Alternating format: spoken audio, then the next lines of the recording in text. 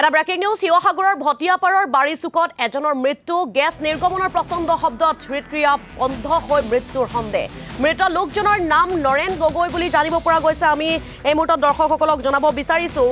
শিৱসাগৰৰ ভটিয়াপাৰৰ বাৰিচুকত এজন লোকৰ মৃত্যু ঘটিছে আৰু ONGCৰ যে গেছ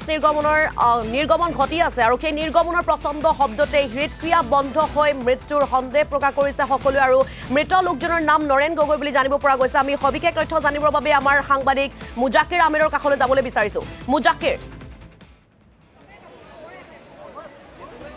নিশ্চয় কষ্ট ঋতু আচলতে ইয়াৰ যিটো পৰিৱেশ সেই ভটিয়াপাৰ বাৰিচুকৰ যিটো পৰিৱেশ সেই পৰিৱেশ আমি পোনপটীয়াকৈ প্ৰতিদিন টাইমৰ দৰ্শকসকলক পোৱাৰ পৰা দেখাই আছোঁ আৰু এই মুহূৰ্তত এটা দুখজনক খবৰ যে ইয়াৰে এজন স্থানীয় বাসিন্দা তেওঁৰ নামটো হৈছে নৰেন গগৈ তেওঁৰ বয়স হৈছে 65 বছৰ আৰু তেওঁ আচলতে এই ইয়াৰ যিটো শব্দ সেই শব্দটোতে তেওঁ হৃদযন্ত্ৰ ক্ৰিয়া বন্ধ হৈ মৃত্যুমুখত পৰিছে এটা দুখজনক খবৰ এই মুহূৰ্তত এটা ব্ৰেকিং মই এই মুহূৰ্তত প্ৰতিদিন টাইমৰ দৰ্শকসকলক দেখাইছোঁ মই পুনৰবাৰ কৈছোঁ নৰেন গগৈ 65 বছৰ বয়স তেওঁ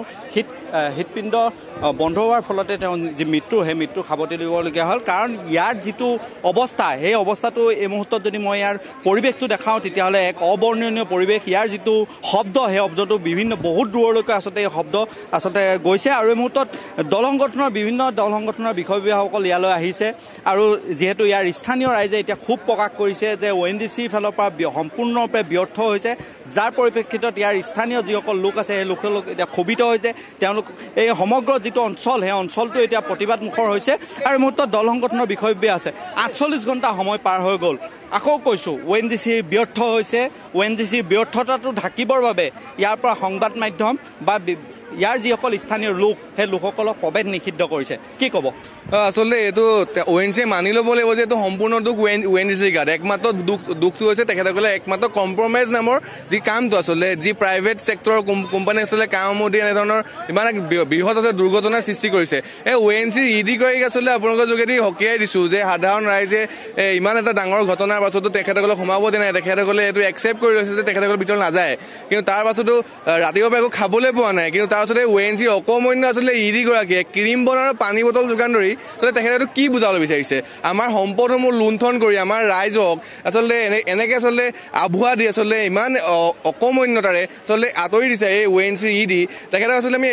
আকৌ পুনৰ কৈছোঁ যে আপোনাৰ সকীয়াইছোঁ আপুনি শীততাপ নিয়ন্ত্ৰিত কোঠাৰ পৰা ওলাই আহি আমাৰ ৰাইজৰ মাজলৈ আহক যদিহে তেখেতে আজিৰ ভিতৰত ইয়াত উপস্থিত নহয় অহা কাইলৈৰ বাবে তেখেতে এটা ভয়ংকৰ পৰিস্থিতিৰ লগত কিন্তু মুখামুখি হ'বৰ কাৰণে সাজু হৈ থাকিবৰ কাৰণে আমি অনুৰোধ জনাইছোঁ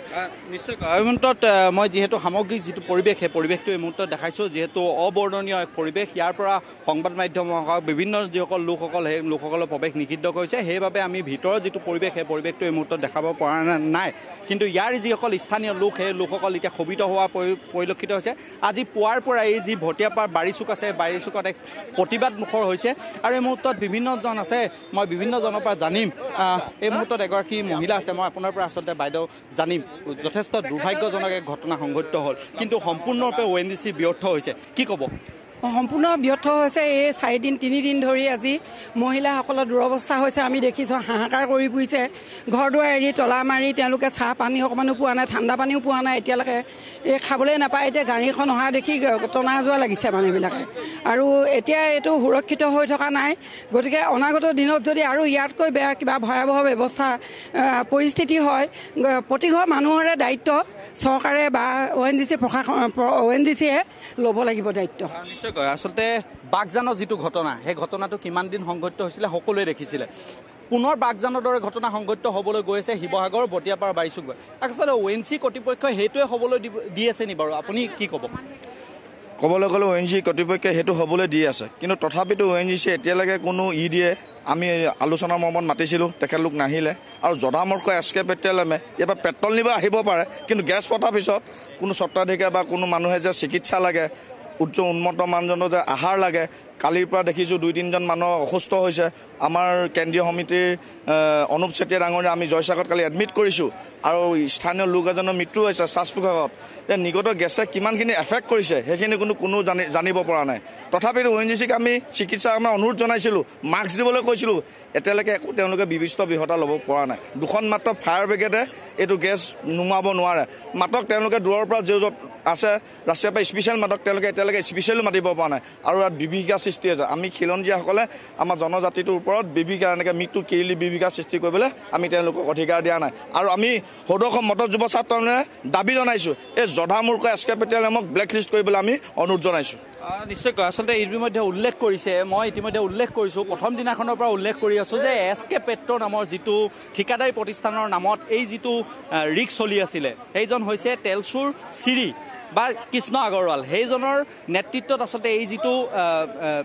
ৰিগ সেই ৰিগটো চলি আছিলে আৰু পৰৱৰ্তী সময়ত যি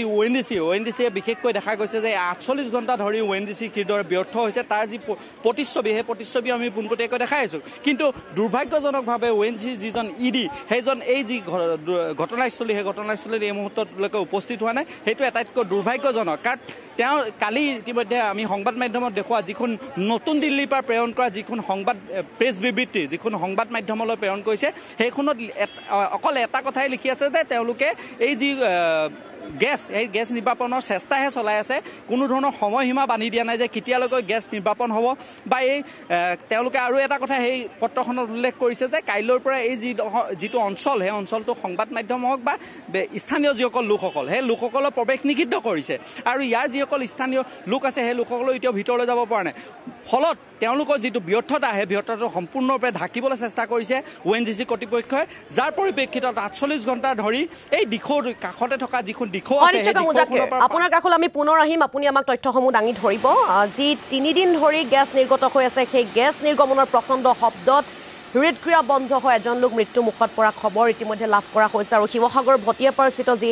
RDS 147 ৰিগ আছে সেই ৰিগতে 3 দিন ধৰি অহৰহ গেছ নিৰ্গত হৈ আছে গেছ নিৰ্গমন কৰাত ইফালে ONGC কৰ্তৃপক্ষ ব্যৰ্থ হৈছে বুলি তেওঁলোকে উল্লেখ কৰিছে স্থানীয় ৰাইজে উল্লেখ কৰিছে এই পৰ্যন্তলৈকে প্ৰশাসনৰ লোক উপস্থিত হোৱা নাই আৰু বিষয়টো সন্দৰ্ভত কোনো ধৰণৰ গুৰুত্ব আৰোপ কৰা নাই বুলি তেওঁলোকে ক্ষোভ প্ৰকাশ কৰা দেখিবলৈ পোৱা গৈছে